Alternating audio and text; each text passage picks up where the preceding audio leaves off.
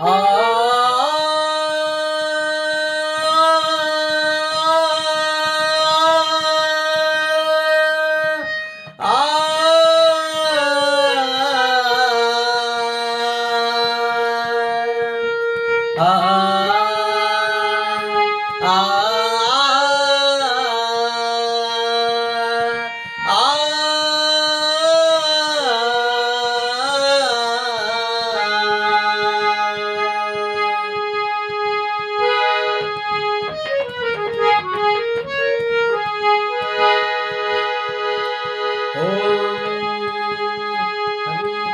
गंगा जी ने हईबो ए मैया जलवा ले अइबो।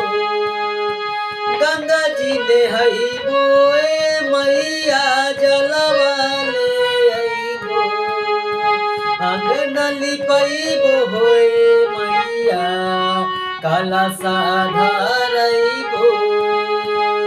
अंगन लिपइबो होए मैया कलशा धरइबो।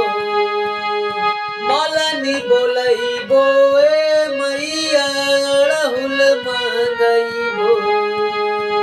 मलनी बोलइबो ए मैया अड़हुल मांगइबो। ओही अड़हुलवा है मैया तोहके लुभाइबो।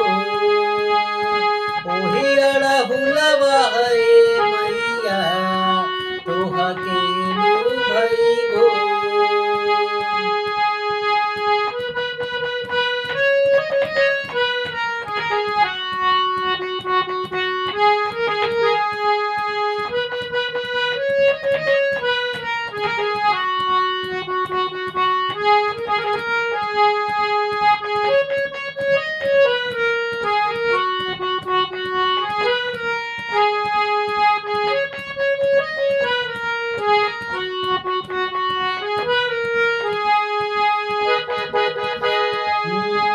अहिरु बोलइबो ए मैया दूधवा मांगइबो।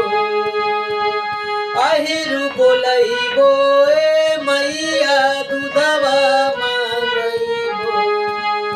खीरवा बनइबो होए मैया भोगवा लागइबो। खीरवा बनइबो होए मैया भोगवा लागइबो। खीरवा बनइबो होए मैया भोगवा लागइबो।